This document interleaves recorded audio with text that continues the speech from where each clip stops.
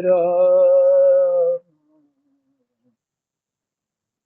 राधे श्याम राधे श्याम राधे श्याम राधे श्याम राधे श्याम जय जय राधे श्याम। श्री गणेशाय नमः। श्री सीतारामाभ्याम नमः। श्री हनुमते नमः। श्री उमापते श्री गुरुवे नमः। सब संतन की जय जय जय जय सीता राधे श्याम। श्रीमद् भागवत महापुराण चतुर्थ स्कंद अध्याय 15वां चल रहा है, जिसमें महाराज पृथु का आविर्भाव और राज्यभिषेक। कम से कम 5 श्लोक रह गए हैं और श्लोक संख्या 21 तक पाठ हो चुका है। 26 22 से शुरू होगा। तो मैत्री जी विदुर जी को सुना रहे।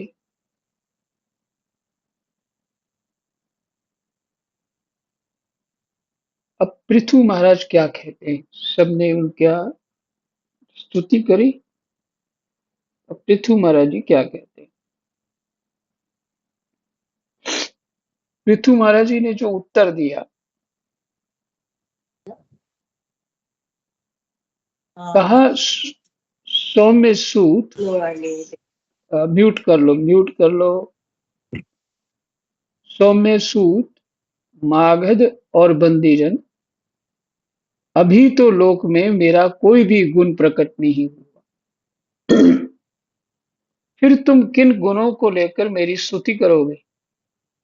मेरे विषय में तुम्हारी वाणी व्यर्थ नहीं होनी चाहिए, इसलिए मुझसे भिन्न किसी और की स्तुति करो। मृदुभाषियों, कालांतर में जब मेरे अप्रकट गुण प्रकट हो जाएं, तब भरपेट अपनी मधुर वाणी से मेरी स्तुति कर लेना। देखो, शिष्य पुरुष, राम राम, शिष्ट पुरुष पवित्र कीर्ति श्री हरि के गुणानुवाद के रहते हुए तुच्छ मनुष्यों की स्तुति नहीं किया करते। कौन कह रहा है? महाराज पृथु।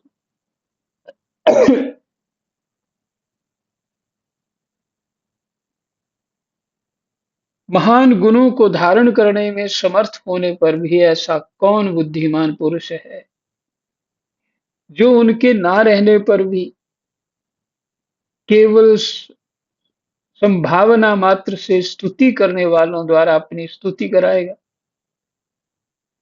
अर्थात मैंने ऐसे कोई अभी कीर्तन करने या कीर्ति के कर्म नहीं किए,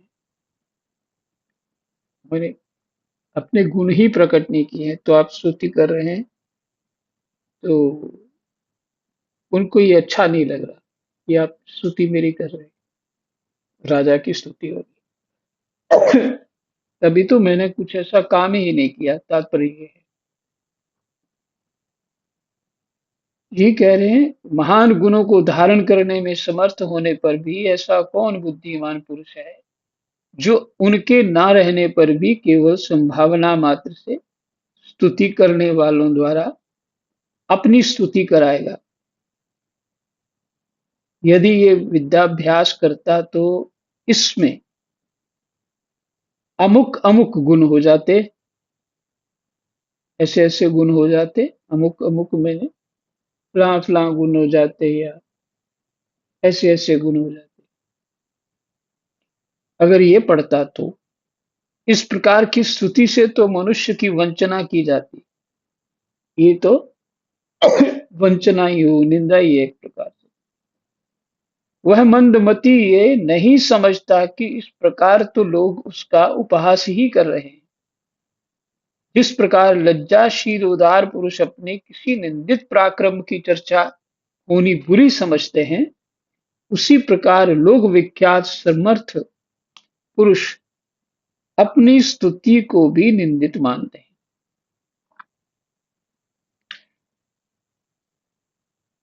कौन मानते हैं स्तुति को निंदित? जिस जो लज्जाशील हैं, उदार पुरुष हैं और वो किसी निंदित पराक्रम की चर्चा होनी बुरी समझते हैं। कोई उनको कहे कि वहां हार गए थे, ऐसा हो गया था, वैसा हो गया था, हम्म, तो दूसरे को बुरा तो लगे। उसी प्रकार लोक विख्यात समर्थ पुरुष जो हैं, अपनी स्तुति को भी निंदित मानते हैं, उतना ही बुरा मानते हैं। सूतगण, अभी हम अपने श्रेष्ठ कर्मों के द्वारा लोक में अप्रसिद्ध ही हैं। हमने तो अभी कुछ कर्म ही नहीं किए। हमने अब तक कोई भी ऐसा काम नहीं किया जिसकी प्रशंसा की जा सके। तब तुम लोगों से बच्चों के समान अपनी कीर्ति का किस प्रकार गान करावें?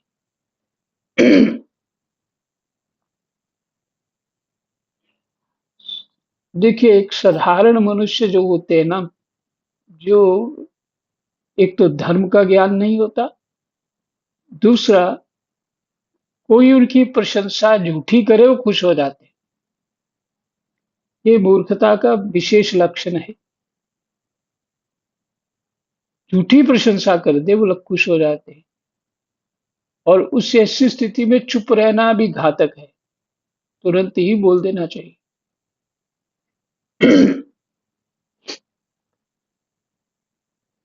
और कभी-कभी हमारे साथ भी ऐसा हो जाता है।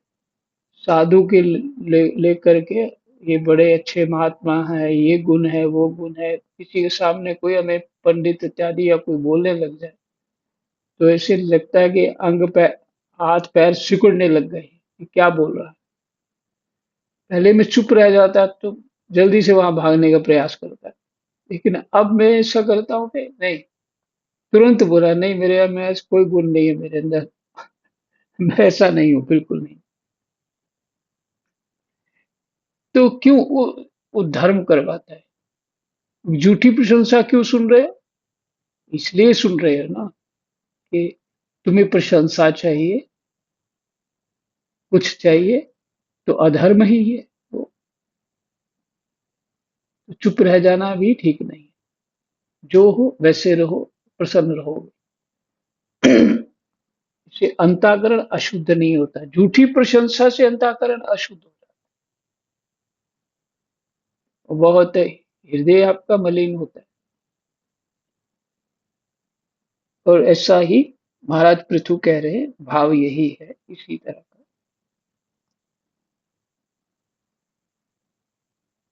तो क्योंकि इन्होंने बड़े सुंदर, सब देवताओं ने उनको, देवताओं ने अपना अपना गुण का, उनका गुणगान करके अपने अपने अस्त्र शस्त्र दिए इत्यादि। ये अपने पीछे सुना था कल। अब उन्हीं को कह रहे हैं कि मैंने तो कर्म किए नहीं है, और तुमने शस्त्र सब कुछ दिया भी मेरे को, प्रस्तुति करी, ये ठीक नहीं। उनको अच्छा नहीं लगा। बहुत बढ़िया। शास्त्रों से ऐसी ही मार्मिक बातें जो है वो समझने योग्य होती है। और अब है 16वां अध्याय।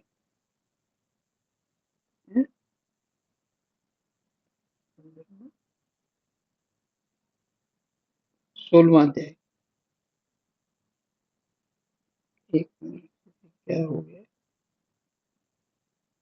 हम्म,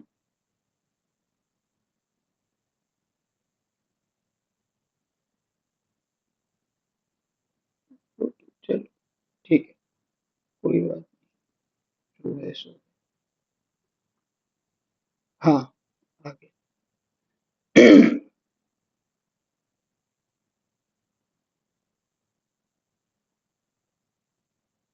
बंधी जन द्वारा महाराज पृथु की स्तुति। श्री मैत्रेय जी कहते हैं, महाराज पृथु ने जब इस प्रकार कहा, तब उनके वचनामृत का आस्वादन करके सूत आदि गायक लोग बड़े प्रसन्न हुए, उनको भी अच्छा लगा। फिर वे मुनियों की प्रेरणा से उनकी इस प्रकार स्तुति करने लगे। अब मुनियों ने उनको समझाया कैसे करना, ये प्रेरणा हुई। किस क्या स्तुति करने लगे? बंदी जन वही होते हैं, सूत मागध इत्यादि जो गायक लोग होते हैं, प्रशंसा करते हैं राजा लोग की आते जाते, और उनको बंदी जन कहते हैं। ये रामायण में से शब्द बहुत बार आए। वंदना करने वाले बंदी जन हुए, यही समझ में आ। कहते हैं, आप साक्षात देव प्रवर श्री नारायण ही हैं, जो अपनी माया से अवतीर्ण हुए हैं। हम आपकी महिमा का वर्णन करने में समर्थ नहीं हैं। आपने जन्म तो राजा वेन के मृतक शरीर से लिया है, किंतु आपके पौरुषों का वर्णन, मैंने पौरुष मैंने पराक्रमी हुआ, पौरुषों का वर्णन करने में साक्षात ब्रह्मादि की बुद्धि भी चकरा जाती। तथापि आपके कथामृत के आस्वादन में आदर बुद्धि रखकर, आपके कथामृत के आस्वादन में, उन्हें आपकी महिमा सुनने में आदर बुद्धि रखकर मुनियों के उपदेश के अनुसार, उन्हीं की प्रेरणा से हम आपके परम प्रशंसनीय कर्मों का कुछ विस्तार करना चाहते हैं। आप साक्षात श्री हरि के कलावतार हैं और आपकी कीर्ति बड़ी उदार है।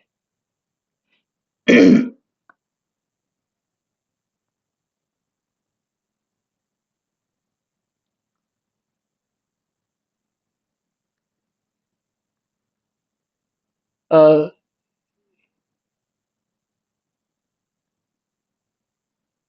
ऐसा हो, इस जो पुराण इत्यादि पढ़ते हैं या कोई अच्छे ग्रंथ कोई पढ़ा, तो उसमें ऐसा होता है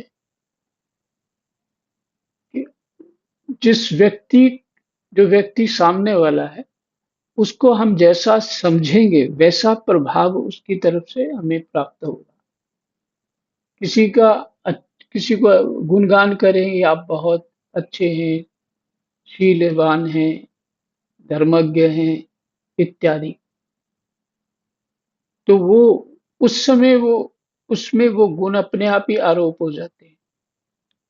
वो गुण वो अपने आप को वैसा तुरंत ऐसा मानने लग जाता है, फिर वैसा ही व्यवहार करता है। स्तुतियों की महिमा बड़ी, क्या कहूँ, विचित्र सी कह लो, ये बड़ी युक्ति संगत है और बड़ी मार्मिक है, एक मंत्र समान होती है। इसलिए आप दूसरे के प्रति भाव, सच्चे भाव से और उसके प्रति ऐसी भावना रखें, उसका अ, प्रशंसा करें। उस व्यक्ति में अवगुण होते हुए भी वो आपके साथ गुणों अच्छे गुणों से व्यवहार करेगा आपके साथ। ये तो हुआ साधारण, लेकिन देवताओं में तो ये गुण होते ही हैं। जब हम देवताओं को ऐसे गुण उनको सुनाते हैं, तो वही गुण, वैसे ही गुण हमको प्रभावित करने लग जाते हैं देवताओं के द्वारा, कि हमने उन गुणों से देवताओं की स्तुति की है, देवता भी वैसे ही उसी भाव के अनुसार हम पे कृपा करते हैं, ऐसा है। तो स्तुति ये साधारण बातें नहीं है कि किसी की प्रशंसा कर दी बस हो गया, देवता खुश हो जाएंगे, वो बात नहीं है। बहुत गहरा मर्म है वो। भगवत कृपा से समझ आ जाए तो ठीक है।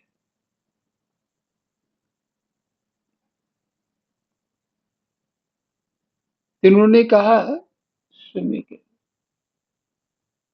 हाँ,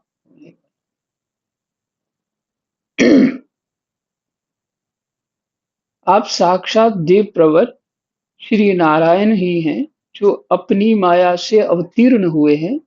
हम आपकी महिमा का वर्णन करने में समर्थ नहीं हैं। आपने जन्म से तो राजा वेन के मृतक शरीर से लिया है।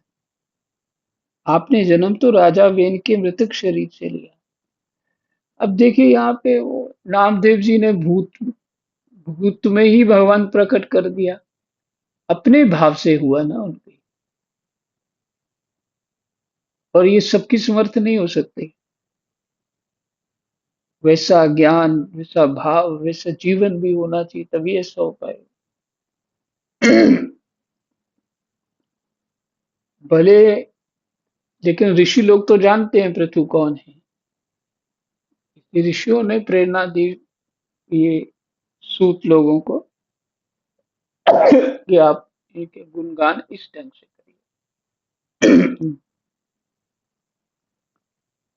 हम आपकी महिमा का वर्णन करने में समर्थ नहीं है। आपने जन्म तो राजा वेन के मृतक शरीर से लिया है, किंतु आपके पौरुषों का वर्णन करने में साक्षात ब्रह्मा आदि की बुद्धि भी चकरा जाती।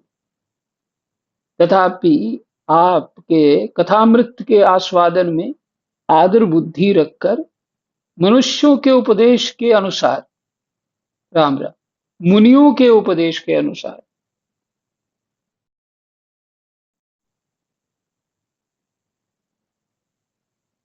आदर बुद्धि रखकर मुनियों के उपदेश के अनुसार, ये क्या हो रहा है? मुनियों के उपदेश के अनुसार, उन्हीं की प्रेरणा से हम आपके परम प्रशंसनीय कर्मों का कुछ विस्तार करना चाहते हैं।